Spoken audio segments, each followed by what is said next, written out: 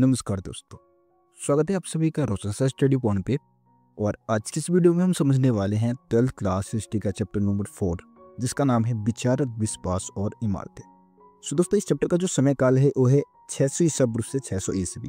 और जैसे कि आपको पता है कि चैप्टर नंबर 2 और चैप्टर नंबर 3 की हम बात करें तो उसका भी समय काल क्या था, 600 ईसा पूर्व से लेकर 600 ईस्वी।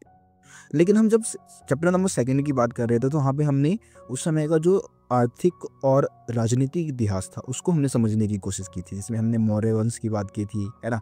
इसके अलावा गुप्त वंश, कुषाण वंश, इन शासकों के बारे में हमने जाना था। और उस समय के व्यापार व्यवस्था या फिर सिक्कों के विकास की हमने बात की थी। जब हम तीसरे चैप्टर में आते हैं तो वहाँ पे हमने 600 ईसा पूर्व से 600 ईस्वी के दौरान का जो सामाजिक इतिहास है उसके बारे में हमने बात की थी। जैसे कि समाज में वर्ण व्यवस्था का निर्माण किया गया, जाति व्यवस्था का निर्माण किया गया, है ना। समाज को किस तरीके से चलाया जाता था, भेदभाव को कैसे बढ़ावा दिया गया था, जैसे कि चांडालों की हमने बात की थी। तो ये सब हमने तीसरे चैप्टर में समझा था। अगर हम फोर्थ चैप्टर की बात करें, चौथे चैप्टर की बात करें, तो इसमें हम इस समय काल के धार्मिक इतिहास की बात करने वाले हैं। और विशेषकर हम 3 धर्म के संदर्भ में इस चैप्टर को समझने वाले हैं, जिसमें हम सबसे पहले बौद्ध धर्म का इतिहास समझेंगे, उसके बाद हम जैन धर्म का इतिहास समझेंगे और आखिर में हम हिंदू धर्म का इतिहास समझने वाले हैं। तो इस चैप्टर में जितने भी टॉपिक बताए गए हैं सभी टॉपिक को हम कवर करेंगे, लेकिन कुछ अलग तरीके से मैं करवाने वाला हूँ ये चैप्टर, ठीक है।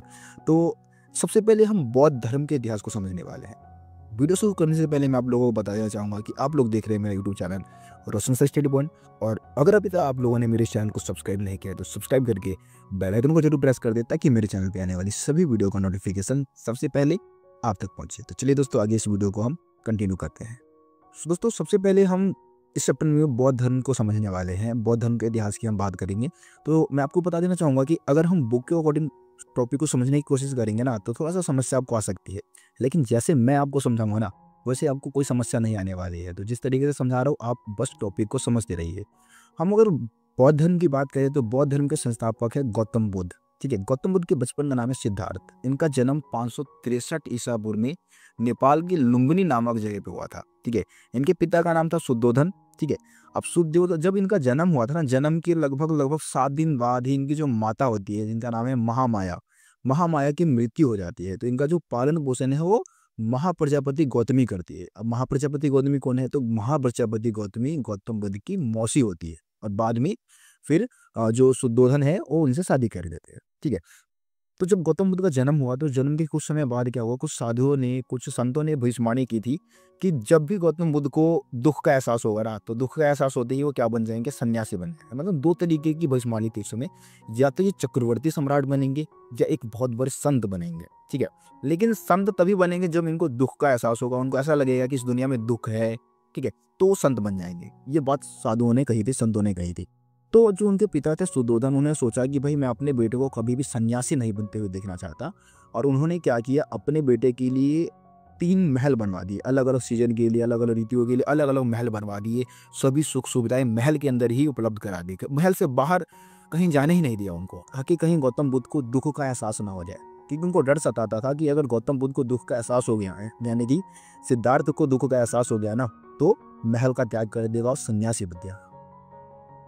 लेकिन यार, जो किस्मत में लिखी होती है ना, उसको कोई नहीं बदल सकता। और ऐसा हुआ। गौतम बुद्ध एक दिन अपने सारथी, यानी कि जो उनका रथकार था, उसको महल के बाहर घुमाने के लिए मना लिया, ठीक है। जब वो महल घूमने गए ना, तो महल घूमने की इनकी जो पहली यात्रा थी, मतलब बाहर जाने की इनकी पहली यात्रा काफ़ी ज़्यादा कष्टदायक रही। अब कष्टदायक क्यों रही, तो इन्होंने सबसे पहले 3 चीज़ों को देखा, ठीक है। एक बूढ़े आदमी को देखा। अब बूढ़े आदमी को देखने के बाद उन्होंने देखा कि भाई उसका दांत टूट गया है, बाल पक गए हैं, शरीर टेढ़ा मेढ़ा हो गया है ना। लाठी पकड़ कर वो चल रहा है और धीमे धीमे कांपता हुआ चल रहा है। गौतम बुद्ध ने अपने सारथी से पूछा कि ये कौन है और ये ऐसे क्यों चल रहे हैं। तो उनके सारथी ने जवाब दिया कि हम इस दुनिया में आए हैं ना, तो हम भी एक ना एक दिन ऐसे ही हो जाएंगे। अभी हम जवान हैं तो हम स्मार्ट दिखते हैं, है ना, अच्छे दिखते हैं, लेकिन एक समय हम भी ऐसे ही हो जाएंगे, ठीक है। तो गौतम बुद्ध ने सोचा, मतलब सिद्धार्थ ने सोचा कि यार एक दिन मैं भी ऐसा ही हो जाऊंगा, मैं भी बूढ़ा हो जाऊंगा, मैं भी लाठी लेकर चलूंगा, है ना, मैं भी कांपता हुआ चलूंगा। तो कहीं ना कहीं इससे उनको बहुत ज़्यादा कष्ट हुआ। उसके बाद आगे चल के उन्होंने रोगी को देखा, है ना, बीमार व्यक्ति को देखा, जिसको सांस लेने में बहुत ज़्यादा दिक्कत हो रही थी, सांस तेजी से उसका चल रहा था, है ना, कंधे ढीले पड़ गए थे, पेट फूल गया था, उसका चेहरा बिल्कुल पीला पड़ गया था। और मतलब कहीं ना कहीं खुद के सहारे नहीं चल पा रहा था, दूसरे के सहारे चल पा रहा था। तो गौतम बुद्ध ने अपने सारथी से पूछा कि इसको क्या हुआ है, ये इस तरीके से क्यों चल रहा है, इसका शरीर क्यों पीला पड़ गया। तो सारथी ने जवाब दिया कि इस दुनिया में जो व्यक्ति आए ना, वो कभी ना कभी अपने जीवन में बीमार ज़रूर होगा, है ना? और बीमार होने के समय उसकी स्थिति ऐसी हो जाती है। उसके बाद उन्होंने एक लाश को देखा, जिसको 4 आदमी ने क्या कर रखा था, उठा रखा था। पीछे-पीछे बहुत सारे लोग थे, जो उसमें से बहुत सारे लोग रो रहे थे, कोई छाती पीटता हुआ रो रहा था। तो उन्होंने सोचा कि यार ये क्या हो गया? इसको क्यों ऐसे बाँध के लेके जा रहे हैं? अपने सारथी से पूछा। तो उनके सारथी ने जवाब दिया कि इस दुनिया में जो कोई भी आया है ना, उसको एक ना एक दिन मरना है। ये मृत्यु क्या है? सत्य है, निश्चित है। तो गौतम बुद्ध ने फिर सोचा कि यार मैं भी मर जाऊँगा। मेरे को भी ऐसे ही बाँध के लोग लेके जाएँगे, मेरे भी घरवाले रोएँगे, ठीक है? तो इससे और ज़्यादा उनको पीड़ा हुआ। लेकिन आगे चल के उन्होंने देखा एक सन्यासी को। अब सन्यासी को दुनियादारी से कोई मतलब नहीं था। दुनिया में दुःख क्या होता है, मोह माया क्या होता है, इन सब चीज़ों से उसको कोई मतलब नहीं था और वो बिल्कुल शांत योगी की मुद्रा में बैठा हुआ था। इस चीज़ ने क्या किया, गौतम बुद्ध को बहुत ही ज़्यादा प्रभावित किया और गौतम बुद्ध ने भी ठान लिया कि वो भी अब क्या बनेंगे, सन्यासी बनेंगे। तो कहते हैं कि एक दिन क्या हुआ, रात को उन्होंने अपनी पत्नी और बच्चे, उनका एक बेटा भी था जिसका नाम था राहुल और उनकी पत्नी थी जिनका नाम था यशोधरा। उन सबको रात को छोड़ दिया और रात को ही निकल गए घर से बाहर, महल से बाहर निकल गए सन्यासी बनने के लिए। और ज्ञान की प्राप्ति करने के लिए उन्होंने क्या किया, घोर तप किया, तपस्या किया, बहुत दिन तक भूखे भी रहे। कहा जाता है कि भूखे रहने के कारण वो एक बार मरते-मरते बचे थे। लेकिन आखिरकार क्या हुआ, बोध गया में बट वृक्ष के नीचे या पीपल के वृक्ष के नीचे, ऐसा भी कहा जाता है, वहाँ पे बैठ कर उन्होंने बहुत समय तक तपस्या की और आखिरकार उनको ज्ञान की प्राप्ति हुई और वो महाज्ञानी के नाम से जाने गए। यानी कि सिद्धार्थ से अब उनका नाम क्या पड़ गया, गौतम बुद्ध। अब गौतम बुद्ध हम इनको इसलिए कहते हैं क्योंकि गौतम क्या है, इनके गोत्र का नाम है और बुद्ध हम उस व्यक्ति को कहते हैं जिसने ज्ञान की प्राप्ति कर ली हो, जो ज्ञानी हो, है ना? तो इसलिए सिद्धार्थ को अब किस नाम से जाना जाने लग गया, गौतम बुद्ध के नाम से जाने लग गया। और इन्होंने क्या किया, धीरे धीरे अपनी शिक्षा का प्रचार करना शुरू कर दिया। और उत्तर प्रदेश के सारनाथ में इन्होंने क्या किया था, पहला उपदेश दिया था लोगों को, शिक्षा प्रदान करने की कोशिश की थी। अब देखिए गौतम बुद्ध जो थे वो कोई भगवान तो थे नहीं, एक इंसान थे, है ना? और लोगों को तर्क के आधार पे एक तरीके से अपने विवेक के आधार पे उनकी समस्याओं का समाधान किया करते थे। जैसे कि आप लोगों ने एक कहानी सुनी होगी कि एक बूढ़ी औरत होती है और उसके बेटे को सांप ने काट लिया होता है ना? और उसका बेटा मर जाता है। तो उसने गौतम बुद्ध के बारे में सुना था उस बूढ़ी औरत ने, तो गौतम बुद्ध के पास आती है और गौतम बुद्ध को कहती है कि मेरे बेटे को सांप ने काट लिया है, आप मेरे बेटे को जिंदा कर दीजिए।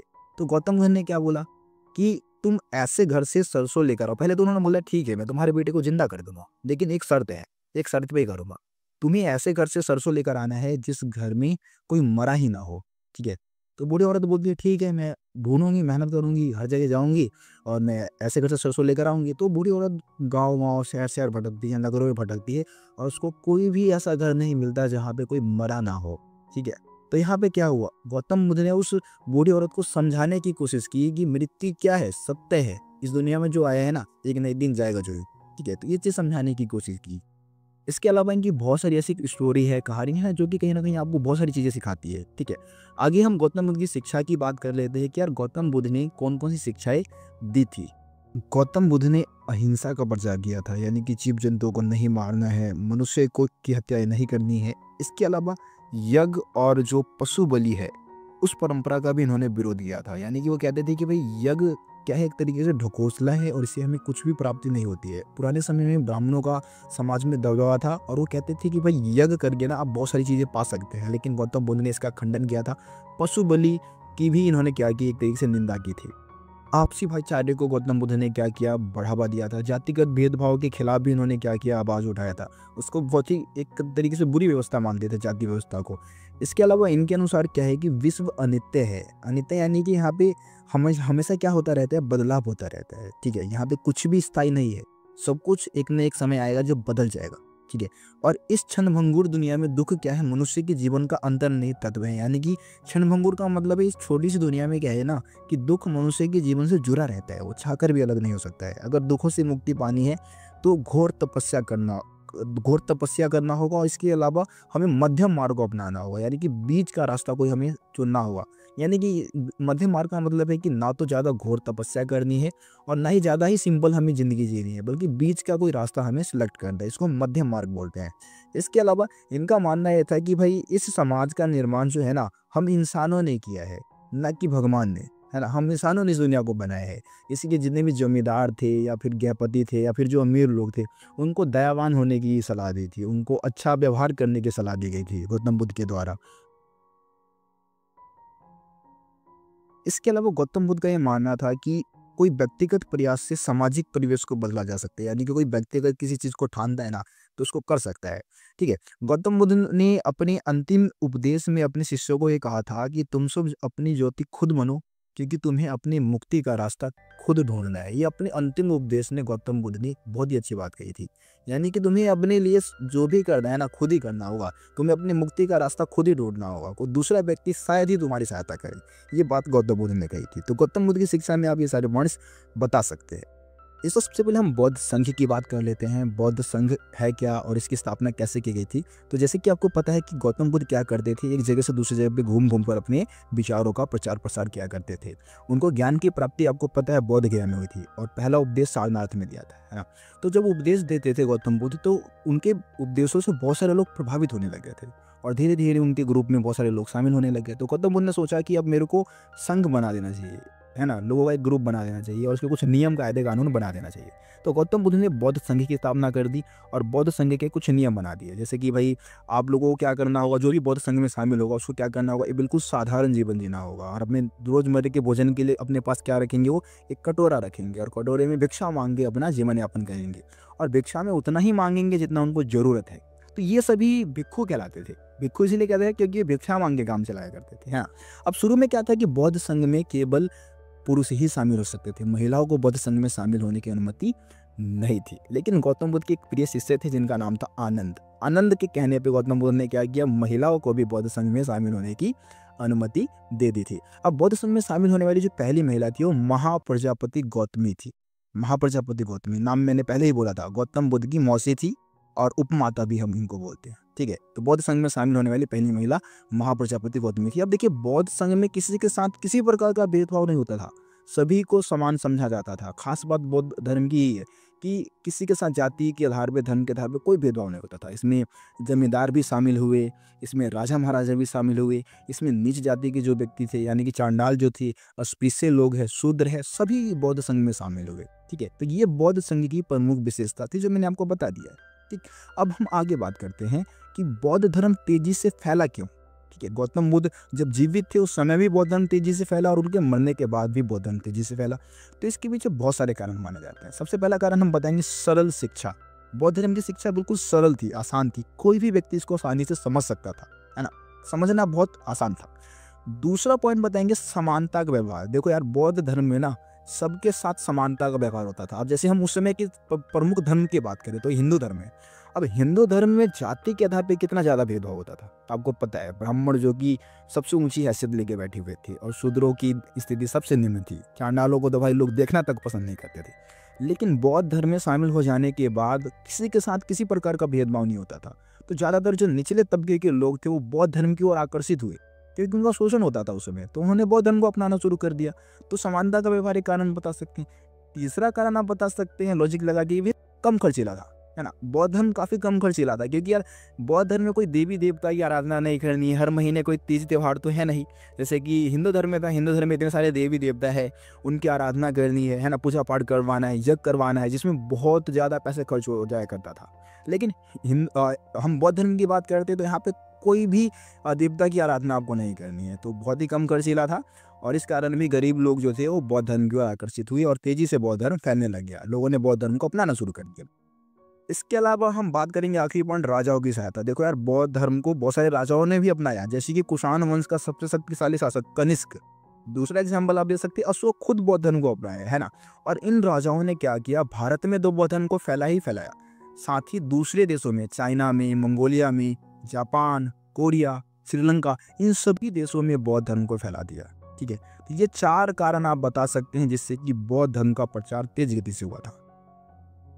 दोस्तों, हम स्तूप की बात कर लेते हैं। स्तूप है क्या? देखिए, सिंपल शब्द में आप बताएंगे, स्तूप का संस्कृत में अर्थ होता है टीला, मिट्टी का टीला। ठीक है ना?